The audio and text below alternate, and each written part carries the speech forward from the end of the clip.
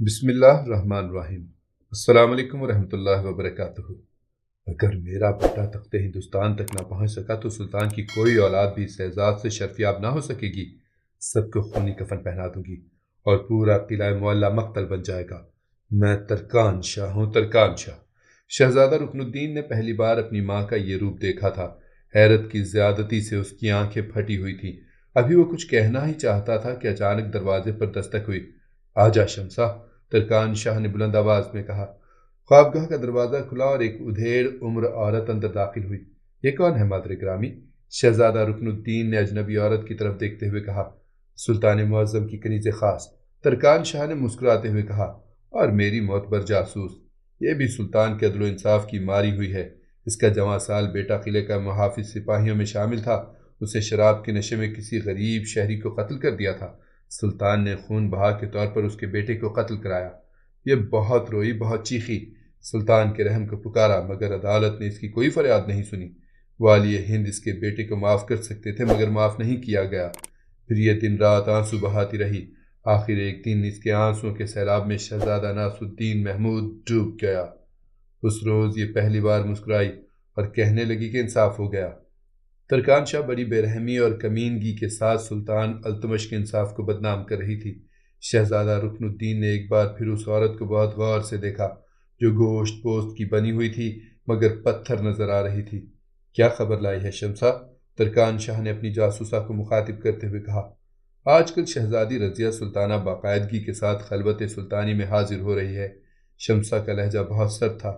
एक बाप और बेटी की मुलाकात पर किसी को क्या एतराज हो सकता है? तरकान शाह ने कनीज शमसा की इस इतला को गैर अहम समझते हुए कहा। शहजादी रोज़ाना निस्फ शब के करीब तशरीफ़ लाती हैं और अज़ान फजर तक सुल्तान के साथ मसरूफ़ गुफ्तगू रहती हैं। इस इंकशाफ पर तरकान शाह चौंक उठी। तो तूने उन दोनों की बातें सुनी? मेरे लिए मुमकिन नहीं, शमसा ने अपनी मजबूरी का एतराफ़ करते हुए कहा। मैं कमरे में उस वक्त दाखिल हो सकती हूँ जब सुल्तान किसी काम के लिए मुझे तलब करते हैं।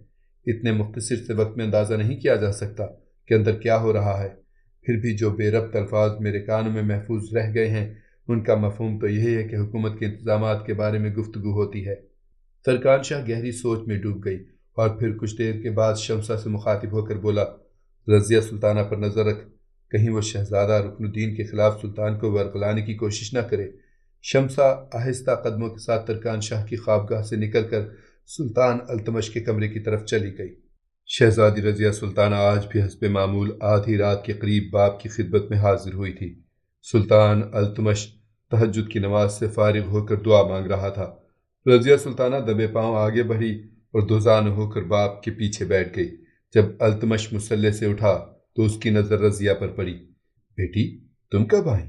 अभी कुछ देर पहले। आप दुआ में मसरूफ थे। रज़िया सुल्ताना ने बाप की तरफ देखा।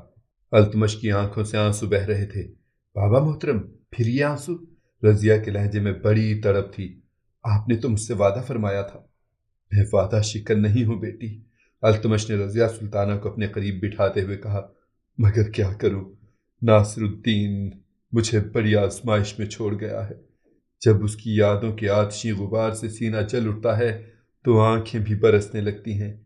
अपने बेटे का गम तो बर्दाश्त कर लिया, मगर उन लाखों बेटों का क्या करूं जिनकी जिम्मेदारियां मेरे सुपुर्द की गई हैं। लखनौती में एक बार फिर हालात खराब होते जा रहे हैं। खुद वहां जाऊं तो दिल्ली में किसे छोड़ दूं? ताले आसमां मौके के इंतजार में हैं और एक दूसरे से सरगोशियां कर रहे हैं कि खानदान अल्तमश खत्म हो गया। कैसे सोच सकते हैं वो ये बात? रज़िया सुल्ताना इंतहाई तुंदो तेज लहजे में बोल रही थी। खुदा खानदान अल्तमश को अपनी अमान में रखे। अगर एक शेर सो गया तो क्या हुआ, अभी 10 शेर बाकी हैं और सब के सब जाग रहे हैं। रज़िया ने सुल्तान अल्तमश के 10 बेटों का जिक्र बड़े फख्र के साथ किया था। मुझे यही गम तो खाया जाता है बेटी के मेरे शेरों ने गीदड़ों की खालें पहन ली हैं और जंगल के तमाम जानवर आहिस्ता आहिस्ता हर खौफ से बेनियाज होते जा रहे हैं। अल्तमश के लहजे में बड़ी शिकस्तगी थी, जैसे वो अपनी महरूमियों का नौहा पड़ रहा हो। भाई रुकनुद्दीन, मुअज्जुद्दीन और कुतुबुद्दीन इस काबिल हैं कि आपके जंगल की हिफाजत कर सकें? रज़िया सुल्ताना ने पुरजोश लहजे में कहा। बेटी, ये तेरी आला सरफी है कि तू हमेशा अपने सौतेले भाइयों की तारीफ करती रहती है। अल्तमश ने बड़े शफकत से रज़िया के सर पर हाथ रखते हुए कहा। खैर, कुतुबुद्दीन तो अभी बहुत नौउम्र है, لیکن معز الدین بھی اس قابل نہیں کہ وہ شہنشاہیت کا بار گنا اٹھا سکے، اور وہ تیرا سب سے بڑا بھائی رکن الدین ولی عہد کا امیدوار، تو اس کے بارے میں تو کیا جانتی ہے؟ جب وہ مجھ سے شہزادہ ناصر الدین محمود کی تعزیت کے لیے آیا تھا تو اس کے منہ سے شراب کی بو آ رہی تھی۔ التمش کا چہرہ غصے سے سرخ ہو گیا تھا۔ رضیہ سلطانہ کچھ دیر تک اذیت و کرب کے عالم میں خاموش بیٹھی رہی، پھر اس نے باپ کے سینے پر سر رکھ دیا۔ بابا محترم، آپ تنہا نہیں ہیں، ابھی تو میں زندہ ہوں، طالع آزماؤں کے ایک ایک منصوبے کو خاک میں ملا دوں گی۔ ہاں میری شیر دل بیٹی، مجھے تجھ پر اعتبار ہے، اگر تو نہ ہوتی تو شاید آج التمش بھی زندہ نہ ہوتا۔ یہ کہتے کہتے سلطان کی آنکھوں کے سامنے وہ خوفناک منظر گھوم گیا جب شکار کے دوران ایک شیر نے التمش پر حملہ کر دیا تھا۔ اس وقت رضیہ سلطانہ باپ کے قریب تھی۔ امرائے سلطنت التمش کی زندگی سے مایوس ہو گئے تھے، مگر شہزادی رضیہ نے بڑی دلیری کا ثبوت دیا اور شیر پر تلوار کے کئی وار کیے، یہاں تک کہ جنگل کا بادشاہ ہندوستان کے بادشاہ کے قدموں میں ڈھیر ہو گیا۔ کاش تو لڑکا ہوتی تو تیرا باپ اس طرح اپنے وارثوں کی نااہلی کا ماتم نہ کرتا۔ سلطان التمش خیالات کے حصار سے نکل آیا اور رضیہ کا چہرہ دونوں ہاتھوں میں لے کر بڑی حسرت سے دیکھنے لگا۔ میں لڑکا ہی ہوں بابا محترم، میری طرف غور سے دیکھیے، رضیہ سلطانہ نے بڑے پرعزم لہجے میں کہا۔ ہاں تو لڑکا ہی ہے، سلطان التمش رک رک کر بول رہا تھا۔ میری سلطنت کا وارث۔ ترکان شاہ کی جاسوسہ شمسہ دروازے سے کان لگائے ہوئے باپ اور بیٹی کے درمیان ہونے والی گفتگو سن رہی تھی۔ جیسے ہی التمش خاموش ہوا، شمسہ تیز قدموں سے آگے بڑھی اور ترکان شاہ کے کمرے کی طرف جانے لگی۔ جب کنیز شمسہ نے التمش اور شہزادی رضیہ سلطانہ کے درمیان ہونے والی گفتگو ترکان شاہ کو نقل کی تو کچھ دیر کے لیے ملکہ ہند سکتے میں آ گئی۔ کیا یہ بھی ممکن ہے؟ ترکان شاہ کی زبان سے الفاظ ٹوٹ ٹوٹ کر ادا ہو رہے تھے۔ شہزادہ رکن الدین کی مخالفت میں سب کچھ ممکن ہے ملکہ عالیہ، شمسہ نے انتہائی سرد لہجے میں کہا۔ وہ آج بھی سلطان التمش کو اپنے بیٹے کی موت کا ذمہ دار سمجھتی تھی، اسی لیے یہ نمک حرام کنیز اپنے آقا کے خلاف مسلسل سازشیں کر رہی تھی۔ شمسہ چاہتی تھی کہ خاندان التمش کے تمام افراد ایک دوسرے کے خون کے پیاسے ہو جائیں، بیگمات آپس میں لڑیں، بھائی بھائی کی گردن کاٹ دے اور بیٹے اقتدار کے لیے باپ کا سر تن سے جدا کر دیں۔ شمسہ کی زبان سے ملکہ عالیہ کا لفظ سن کر ترکان شاہ خوشی سے جھوم اٹھی تھی۔ تو نے کیا کیا شمسہ؟ ترکان شاہ تمام باتیں بھول کر ملکہ عالیہ کے طلسم میں الجھ گئی تھی۔ میرے نزدیک آپ ہی ملکہ عالیہ ہیں۔ عیار شمسہ ترکان شاہ کی اس کمزوری سے فائدہ اٹھانے کی کوشش کر رہی تھی۔ ترکان شاہ نے فوراً ہی اپنی گردن سے قیمتی موتیوں کا ہار اتار کر شمسہ کی طرف بڑھا دیا۔ ہم اپنے خدمت گاروں پر اسی طرح لطف و کرم کی بارش کرتے ہیں۔ ترکان شاہ کے لہجے میں بڑا غرور تھا۔ شمسہ نے چند قدم آگے بڑھ کر موتیوں کا ہار لے لیا اور ترکان شاہ کے سامنے 7 بار فرشی سلام پیش کیا، ورنہ آج سے پہلے وہ شہزادہ رکن الدین کی ماں کو صرف ایک ہی سلام کرتی تھی، اور وہ بھی نصف قد تک خم ہو کر۔ ملکہ عالیہ کا اقبال بلند ہو، ہم یہ لفظ سلطان معظم کی زبان سے سننا چاہتے ہیں شمسہ۔ ترکان شاہ کی ناسودہ حسرت نے ایک بار پھر اس کے سینے میں آگ لگا دی تھی۔ جب ہم سر دربار پہنچے تو سارے امراء اسی ایک لفظ کی گردان کریں۔ یہ اس وقت تک ممکن نہیں ملکہ عالیہ جب تک دوسری بیگمات شاہی زندہ ہیں۔ شمسہ نے ایک نئے انداز سے ترکان شاہ کے دل میں بھڑکتی ہوئی آگ کو ہوا دی تھی۔ سلطان التمش کی دوسری بیویوں کا ذکر سنتے ہی ترکان شاہ کا چہرہ مسخ ہو کر رہ گیا۔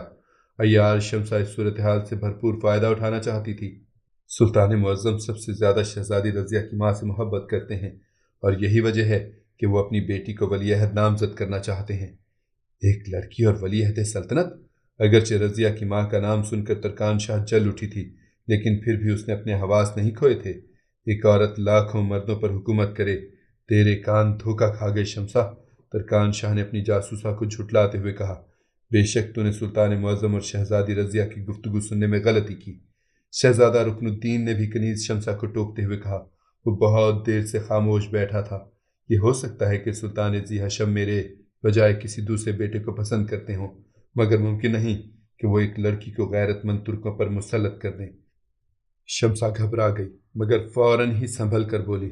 شہزادہ محترم، میرے اور سلطان کے درمیان فاصلہ زیادہ تھا، اس لیے ہو سکتا ہے کہ چند الفاظ میری سماعت کی گرفت میں نہ آ سکے ہوں اور گفتگو کا مفہوم خبت ہو کر رہ گیا ہو، مگر میں قسم کھا کر کہہ سکتی ہوں کہ ولی عہدی کا مسئلہ ان دونوں کے درمیان زیر بحث تھا۔ ترکان شاہ کچھ دیر تک گہری سوچ میں ڈوبی رہی، پھر اپنی جاسوس کی طرف دیکھتے ہوئے بہت آہستہ لہجے میں کہنے لگی، میں تیری کارکردگی سے مطمئن ہوں شمسا۔ شہزادی رضیہ اور سلطان معظم کی ملاقاتوں پر گہری نظر رکھ، وہ بہت ذہین لڑکی ہے، کسی وقت بھی مزاج شاہی پر اثر انداز ہو سکتی ہے۔ کنیز شمسا نے ترکان شاہ کی خدمت میں رخصتی سلام پیش کیا اور الٹے قدموں چلتی ہوئی ملکہ ہند کی خوابگاہ سے نکل گئی۔ شمسا کے جاتے ہی ترکان شاہ اپنے بیٹے شہزادہ رکن الدین سے مخاطب ہوئی۔ شمسا کی فراہم کردہ خبر مکمل طور پر بے بنیاد نہیں ہے، لاکھ اس کے کانوں نے دھوکہ کھایا ہو، مگر ولی عہد کا مسئلہ بہت اہم ہے۔ بیٹے سے گفتگو کرتے ہوئے ترکان شاہ کی آنکھوں میں تمام دنیا کی عیاریاں سمٹ آئی تھیں۔ یہ ایک زندہ حقیقت ہے کہ شہزادی رضیہ کسی بھی حال میں ولی عہد سلطنت نہیں بن سکتی، مگر یہ تو ممکن ہے میرے بے خبر بیٹے کہ وہ اپنے حقیقی بھائیوں معز الدین اور قطب الدین کی سفارش کرے اور سلطان تجھے تیرے حق سے محروم کر دے۔ ماں کی باتیں سن کر شہزادہ رکن الدین بھی پریشان نظر آنے لگا۔ کیا آپ نے بابا محترم کی آنکھوں میں ایسے کسی ارادے کی جھلک دیکھی ہے؟ ابھی تک تو اس قسم کے آثار نظر نہیں آئے، مگر شاہوں کا کیا اعتبار؟ ترکان شاہ نے بیٹے کی خاطر اپنے شوہر کی بلند کرداری کی مکمل نفی کر دی تھی۔ ناصر الدین کی موت کو اتنے دن ہو گئے، اس کی ہڈیاں بھی گل سڑ کر مٹی میں مل چکی ہوں گی، مگر ابھی تک تجھے کوئی عہدہ و منصب نہیں دیا گیا ہے۔ بس سلطان کی یہی خاموشی اس بات کی غماز ہے کہ وہ کسی نتیجے پر نہیں پہنچ سکتے ہیں۔ ہو سکتا ہے کہ رضیہ نے مداخلت کی ہو اور سلطان کی نظریں شہزادہ معز الدین پر مرکوز ہو گئی ہوں۔ پھر میں کیا کروں مادر گرامی؟ شہزادہ رکن الدین کو یوں محسوس ہوا جیسے اس کے خوابوں کا محل ڈھیر ہو گیا ہو اور وہ اس کے ملبے میں دبا کر رہا ہو۔ اس کے سوا ہم کیا کر سکتے ہیں کہ معز الدین کا کام تمام کر ڈالیں؟ ترکان شاہ کی فطری درندگی اس کی آنکھوں سے جھلکنے لگی تھی۔ شہزادہ رکن الدین نے گھبرا کر ادھر ادھر دیکھا، پھر تیزی سے اٹھا اور کمرے کا دروازہ کھول کر کچھ دیر تک طویل راہداری میں نظریں جمائے دیکھتا رہا۔ اس کے بعد شہزادے نے دروازہ بند کیا اور ماں کے قریب آ گیا۔ باہر کیا دیکھ رہے تھے؟ ترکان شاہ نے تلخ لہجے میں پوچھا۔ جب آپ کی جاسوسہ شمسا سلطان معظم کی گفتگو سننے کی کوشش کر سکتی ہے تو پھر ایسی ہی کوئی کنیز ہماری خلوتوں کے راز بھی چرا کر لے جا سکتی ہے، شہزادہ رکن الدین نے ایک ایک لفظ پر زور دیتے ہوئے کہا۔ مادر محترم، مجھے آپ سے بڑی شکایت ہے۔ کیسی شکایت؟ ترکان شاہ کے ماتھے پر کئی بل پڑ گئے۔ آپ کی جذباتی طبیعت اور مزاج کی یہ تیزی کسی وقت بھی ہمارے لیے خطرہ بن سکتی ہے۔ شہزادہ رکن الدین نے اپنی ضدی اور سرکش ماں کو سمجھاتے ہوئے کہا، کسی شہزادے کے قتل کی باتیں اتنی بلند آواز میں نہیں کی جاتی، اور پھر کون قتل کرے گا معز الدین کو؟ رکن الدین کے لہجے میں کسی قدر ناگواری کا رنگ شامل تھا۔ میرے غلام، میرے نمک خوار معز الدین کے کاندھوں پر سر کا بوجھ ہلکا کریں گے؟ ترکان شاہ کی آواز مدھم تھی مگر لہجہ بڑا سفاکانہ تھا۔ کیا شہزادہ معز الدین کوئی عام شہری ہے کہ جس کے قتل کی کوئی باز پرس نہیں ہوگی؟ شہزادہ رکن الدین نے اپنی جذباتی ماں سے بڑا عجیب سوال کر ڈالا تھا۔ آپ سمجھتی ہیں کہ کوئی عدالت آراستہ نہیں ہوگی اور کسی گواہ کو طلب نہیں کیا جائے گا؟ بیٹے کی باتیں سن کر ترکان شاہ حیران رہ گئی تھی۔ اس کی بڑی بڑی خوبصورت آنکھیں حلقوں سے باہر نکل آئی تھیں۔ جب شہزادے کے قاتلوں پر تشدد کیا جائے گا تو آپ کے انہی نمکخواروں کی زبانیں ایک ایک راز کو اگل دیں گی۔ رکن الدین کا لہجہ تلخ ہو گیا تھا۔ پھر کیا ہوگا میرے بیٹے؟ اب کی بار ترکان شاہ نے اپنے بیٹے سے وہی سوال دہرایا تھا۔ اگر تیرے بجائے کوئی دوسرا شہزادہ ولی عہد کے منصب پر فائز ہو گیا تو میری بچھائی ہوئی پوری بساط ہی الٹ جائے گی۔ ابھی ہم انتظار کے سوا کچھ نہیں کر سکتے، شہزادہ رکن الدین نے ماں کو سمجھاتے ہوئے کہا۔ جب سلطان معظم کا کوئی ارادہ ظاہر نہیں ہوا ہے تو پھر ہمیں بھی کچھ دن تک صبر و تحمل سے کام لینا چاہیے۔ آپ کی اضطراری حرکتیں بنا بنایا کھیل بگاڑ بھی سکتی ہیں، اور آپ کی یہ جاسوس کسی کی بھی زبان سلطان معظم کے سامنے لڑکھڑا سکتی ہے۔ پھر بڑی رسوائیاں ہوں گی مادر گرامی۔ ترکان شاہ کے چہرے پر فکر و پریشانی کی پرچھائیاں لرزنے لگیں۔ ادھر ترکان شاہ اور شہزادہ رکن الدین اقتدار حاصل کرنے کے لیے درپردہ سازشوں میں مصروف تھے، اور دوسری طرف قرامتا کی ایک جماعت سوامی دینانات کی کٹیا میں داخل ہو کر اس شبدہ باز سے مدد کی درخواست کر رہی تھی۔